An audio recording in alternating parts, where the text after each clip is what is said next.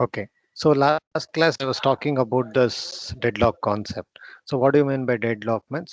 It is a situation where two or more threads are blocked and they are waiting for other resources. So the two threads, like if you have two threads, T1 and T2, they have held some resources.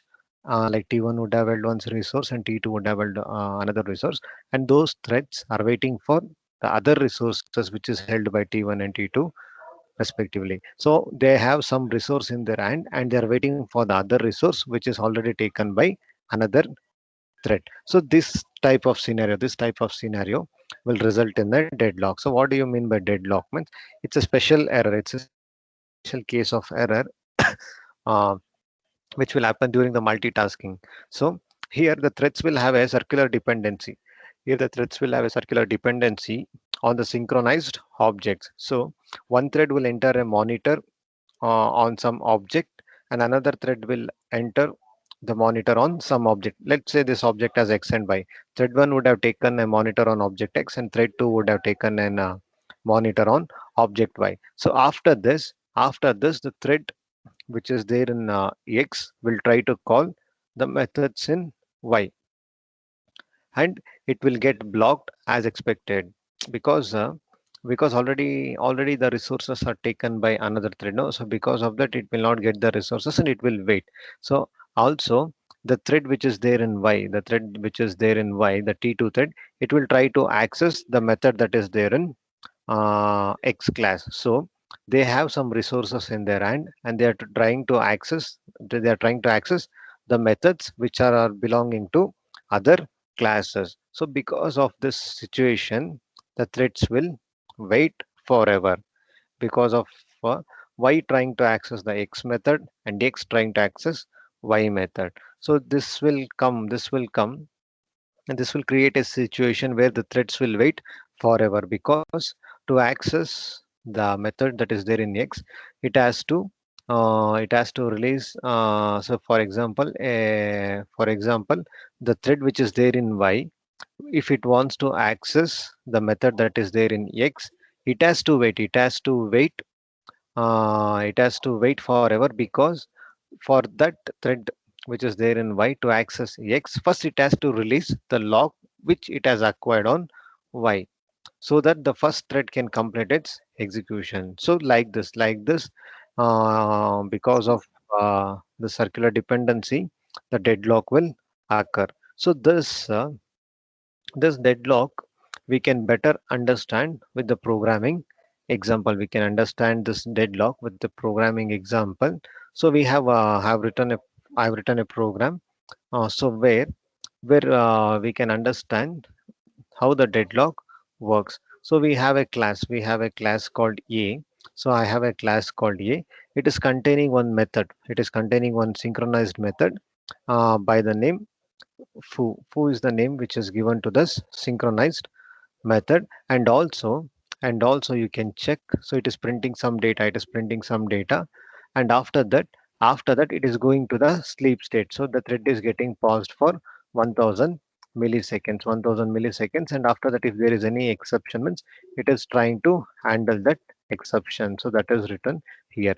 So what this thread so here we have in class A, we have a method called foo method. This is a synchronized method, and also what it is doing means it is getting the name of the thread. It is getting the name of the thread, and it is printing the name like the thread has entered the function called foo, which is there in class A. So that is what it is written. So after writing this line, it will go to the sleep state. It will sleep. It will pause for 1000 milliseconds. So after that, here it is trying to access. Here it is trying to access the method which is there in the next class. So we have a last method in class B. We have a last method in class B. So it is trying to access b dot last. So it is trying to access the last method which is present in another class, trying to call the method called last which is there in class B. So and also this class A, it is also having its own method called last method. So even it is having a last method, so inside a class A. So this is with respect to the class A. So in class A, In this class A, we have a function called foo function, which is taking the name of the thread, printing the name of the thread. Then we have then it is printing then it is going to the sleep state. So after that it is trying to call the last function which is there in the class B. And in addition to the last function which is there in class B, even the class A has its own function called last function, which will just print a message called inside A dot last. So similarly we have a class called B. Similarly it's the same thing with functional changes. We have a class called B. So the class B is having a function called bar function. So this bar function is taking the name of the thread and it is printing the name of the thread. And after printing the name of the thread, it is going to the sleep state. It is going to the sleep state. It is going to the sleep state. It is going to the sleep state. It is going to the sleep state. And after that, it is catching. After that, it is catching. If any interruption occurs, that will be handled by this catch block. So it is going to the sleep state by calling the thread.sleep method. It is sleeping for 1000 milliseconds. After that, this inside the B class, it is trying to access the method that is there in A class. So you can see that you can understand it better now. Already the thread is in a function called foo. From this function, from inside the function called foo, it is trying to call last method which belongs to another class. Similarly, we have class B. So inside the bar function, it is trying to print some data. After that, it is trying to call the last method. This last method is present in class A. So they are entering into their respective functions foo and bar, and they are trying to call the other classes, other methods which is present in another classes. So here a dot last, it is in B class, it is in B class, but trying to access the method which is there in class A, which is there in class A. You can see that we have a method by the name last inside class A. So similarly in class A, it is trying to access the method which belongs to class B. So like that, they're trying to access the methods that are present in other other classes. So here also we have um, here also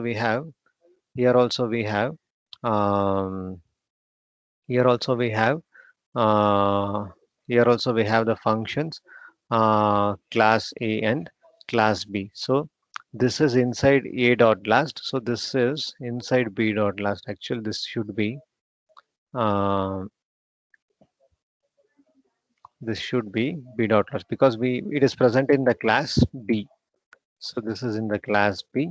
So after that, this demo is just to show the deadlock situation. So what we are doing is we are creating the objects of both the classes, object A, which belongs to the class A, and object B, which belongs to the class B. And after that, we are calling the constructor. We are calling the constructor. So what this constructor is doing means the constructor is setting the name. The site is setting the name as the main thread. It is giving the name as the main thread. So after that, it is creating a one more thread by the name racing thread. After that, it is starting the function. It is starting the thread by using the t dot start function. After that, it is getting a lock. So now you can see that here the statement is getting a lock on A. So it is trying to acquire the lock on A in this statement. And also this is with respect to the constructors, and also we have a run function. So inside the run function we are trying to get a lock on B. So in the constructor we are trying to get a lock on A, and in the run function we are trying to get a lock on B, which is in the another thread. So after that we are just calling the constructor. We're calling the constructor. That's all. So this is an example. So this program is an example which demonstrate the usage of deadlock. So what we did is, so here we created two classes A and B. So the class A had a method called foo method, and class B add a method called bar method. So after that, this classes contains a sleep method. So this method will make the thread to pass before calling the other methods like last method b dot last, which is calling from the class A, and a dot last, which is calling from the class B. So this is a general thing.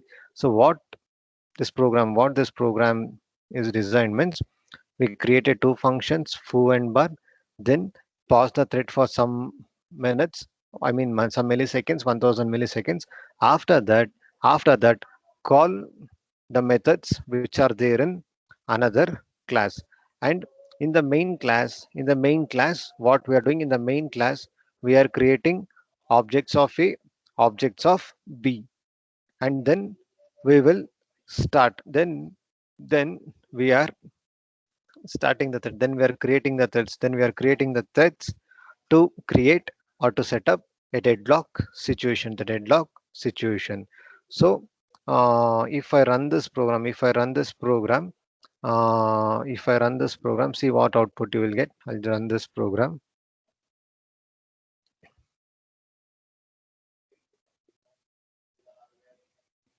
See, so you're getting the outputs like uh, main thread has entered the first thread has entered the class A function, that foo function. The second thread, which is given by the name racing thread, that has entered the class B function, which is bar function. So after that, main thread, it is in class A. It is in class A foo function, but it is trying to call the method which is there in class B, that is b dot last. And and next one more thread which is there inside the b dot bar, it is trying to call the last method which is present in class A. So so now you can see that the program has entered a deadlock condition. It has entered a deadlock condition. So why? Because you can see the racing thread. You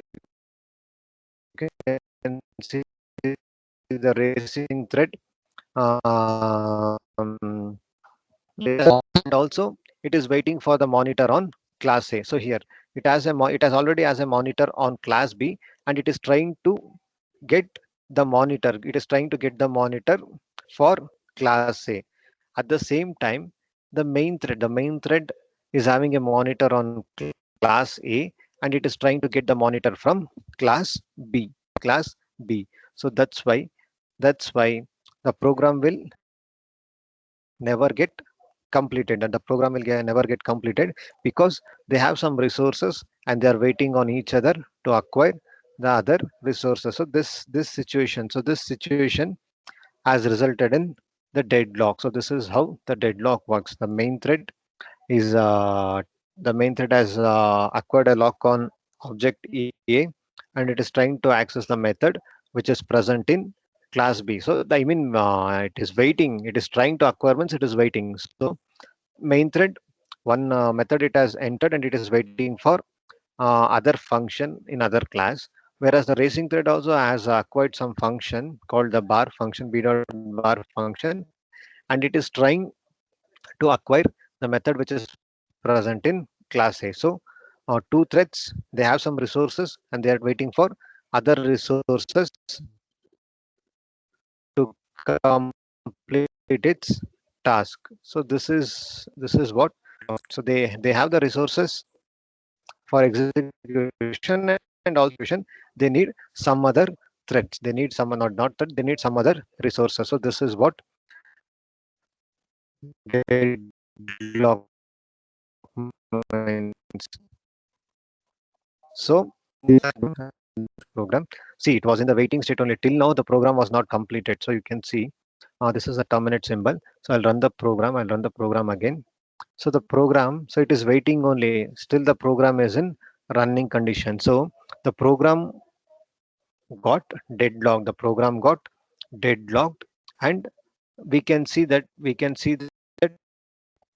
we have main thread entering, we have main thread which is having a monitor on object A, and it is waiting for monitor from thread B. Similarly, racing thread which has a monitor on object B, and it is waiting for the thread from class A. So till now the program has not been completed. So I am going to terminate the program by pressing this red icon. By pressing this red icon, now the program got terminated. Now the program got terminated. So this is a, so even if you keep the program, even if you keep the program running for 10 to 15 minutes or 1 hour, the result will remain same because they are waiting for the resources which is held by another thread. So that's why. So that's why. This will be the deadlock situation. So here the threads are waiting for each other. The threads are waiting for each other, and they are not going to get completed unless the resource will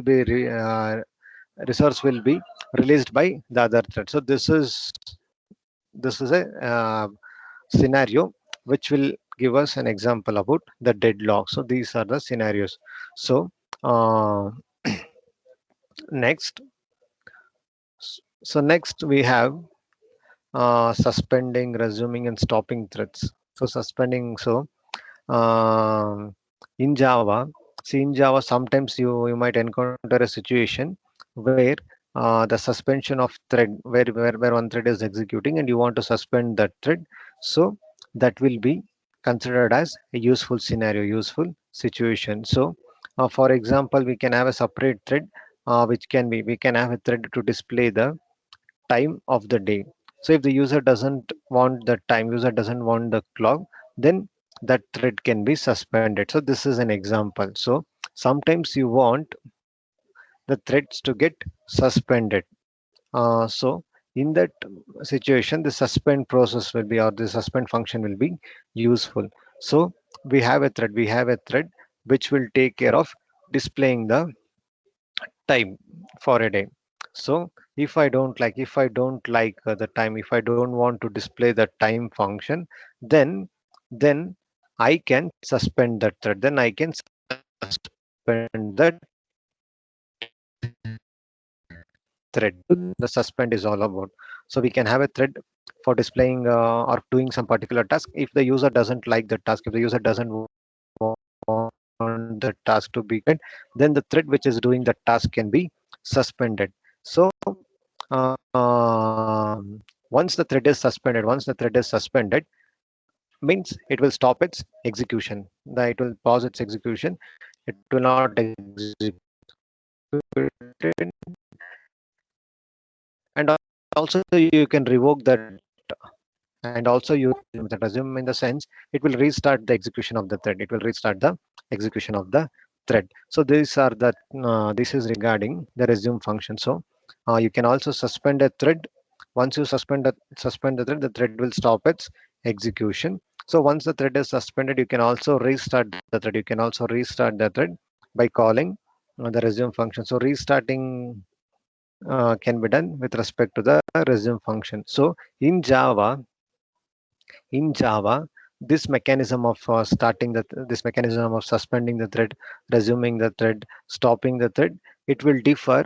It will differ with respect to versions. Also, it will differ between the two versions. So we had two versions of Java. One was a version 1.0, and the other one was version 2.0. So in Java, this mechanism of suspending the thread, stopping the thread, resuming the thread will differ between these two versions. So it is always advised, you should always follow the methods that are given in the latest version. So you should always use the modern approach for all the new code. So but so since we have two versions, version 1 and version 2, but it is your see, whatever the task is given, whenever you need to design some applications, you have to keep the latest version in mind, and then you have to design that. But also you should understand how this mechanism works, in the earlier version, like in the version 1.0. So you should still be able to understand how these operations were executed in the earlier version of Java. So why because so you might encounter a situation in industries where you should update or maintain the older codes, the one which was in the codes or the software which was developed when the Java was in on the version 1 when the Java was in the initial state. So for this purpose you should understand. So why? Because you may need to maintain the older code or the legacy codes. So so for that thing, for maintaining those legacy code, you should understand um, how this mechanism worked. So um, so we have this suspend method and resume method. So the suspend method and resume method, as I said, suspend can be used to stop the thread from execution, and this resume method can be used to start the execution of the thread, restart the execution of the thread. So and also we have one more function called a stop function. So stop function means it will stop the thread, and once the thread has been stopped means you cannot restart it. So this is with respect to the stop method. So all these functions will not return any type. So that's why you can see the return type is void, and you cannot make any changes. So that's why it is returning the final.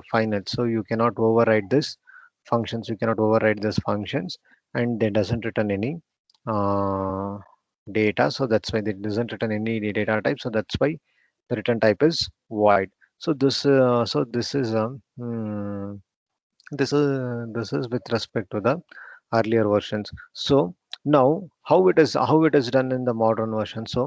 Um, so in the modern version, um, see see in the modern version, see now what they have done, now what changes we have done, or what changes they have done in the latest version is, see, we had the suspend method, resume method, and stop methods, which were defined by the thread class. So these three methods were useful or for managing the execution of the threads. But but these methods, suspend method, and then resume method, were removed. Not removed in the sense, we will call it as depreciated. They were depreciated in the version 2.0. Even though, because why they depreciated? Because the suspend method was responsible for causing some system failures. Because of the suspend method, they had some system crashes or system failures. So because of that, because consider a situation where the thread had acquired some lock on the resources. So if the thread which had acquired the lock on that resources got suspended, then that lock was not getting released. Not the thread was not getting, that lock was not getting released, and all the other threads were waiting for that resource to get released. So which created in a deadlock situation. But the resume method, also they depreciated, but it did not cause any problem, because this resume method cannot be used without having the thread to be suspended. If the thread is suspended, then only we can use the resume method. And also this stop method was also removed, or it was depreciated in Java version 2. Why? Because this stop method also resulted in system failures, just like the suspend method. Like the thread is waiting for some important data, and it has completed some part of the changes. So when it has made some part of changes to the critical data, and that point of time, if the thread is stopped, then the data which was in the shared state would have got corrupted. So because of these three reasons itself, they removed these three functions: suspend function, resume function, and stop function. So mm, so now now now since these three functions are removed, so how do we use the threads? How do we use the threads now? So now you can write the application program in such a way that the run method will decide. Now the run method will decide to whether to suspend the thread, whether to resume the thread, or whether to stop the execution of the thread. So how do we do that? Means it can be done by checking the state of the thread, so you can set some flag as running, and this run method should keep on testing this run method should keep on testing that thread. If that if that flag is set to suspend, then it has to stop that thread. and if it is set to stop, then that thread must be terminated. So in this way you can manage the program. So this is the modern way. This is a modern way of suspending, resuming, and stopping the thread. So here the application program is designed in such a way that the run function will be tested. The run function will be uh, det- uh, tested periodically to decide whether the thread should be resumed, whether the thread should be suspended, or whether the thread should be stopped. So how means, just take a one variable, take one flag variable.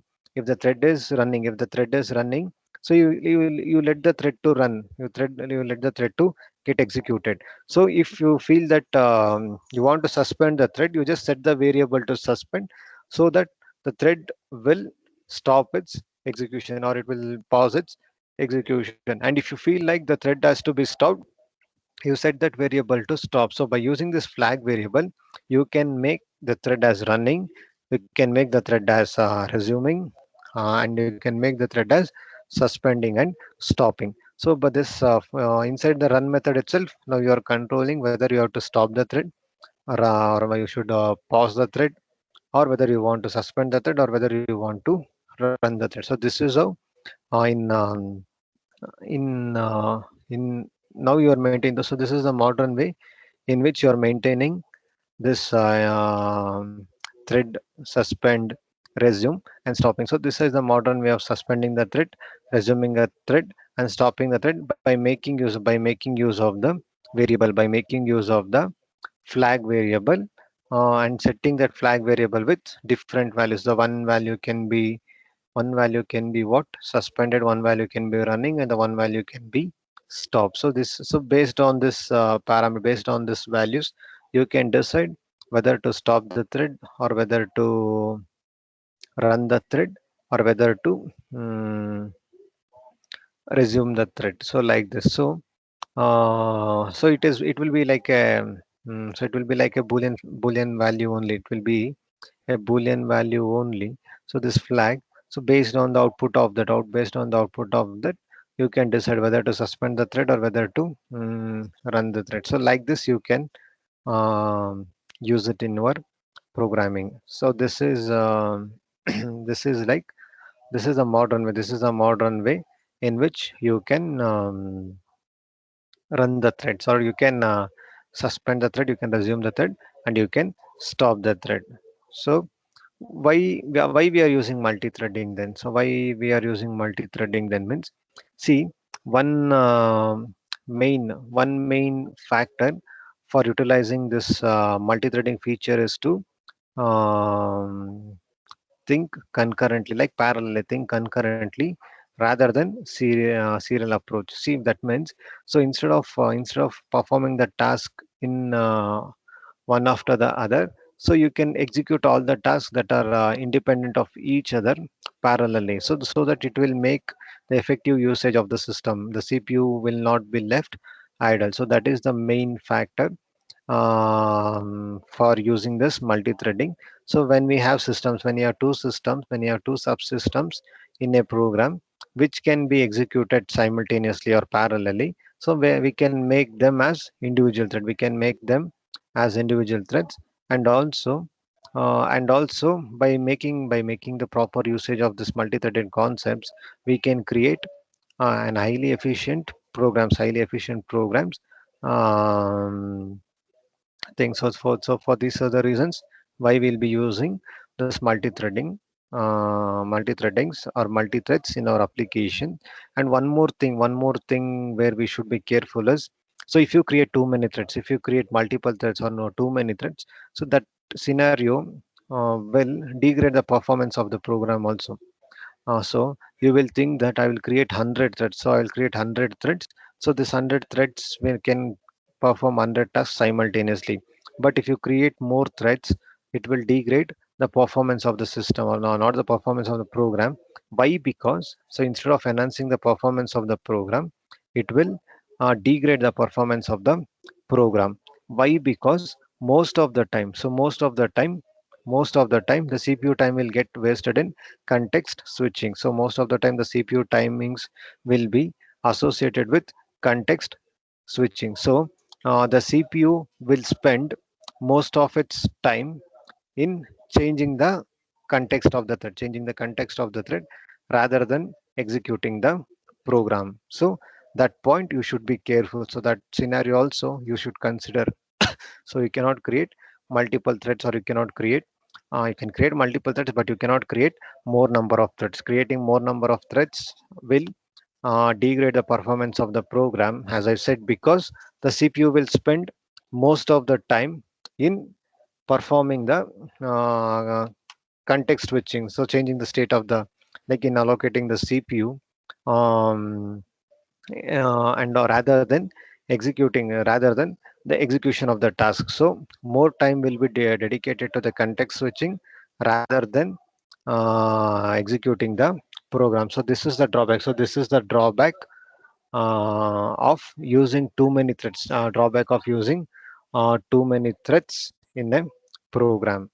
So whenever you're writing a program, or whenever you're writing an application which makes use of multi-threading, so make sure that the number of threads will be optimal. The number of threads will be optimal. So in that situation, the performance, the degradation, the performance of the system will not get degraded. So this point also you should keep in mind. So if you're writing a program if you're writing a program which will make use of the threads efficiently, then the CPU time can be used effectively. So these are the points which you should keep in mind whenever you are writing the program which involves multi-threaded applications.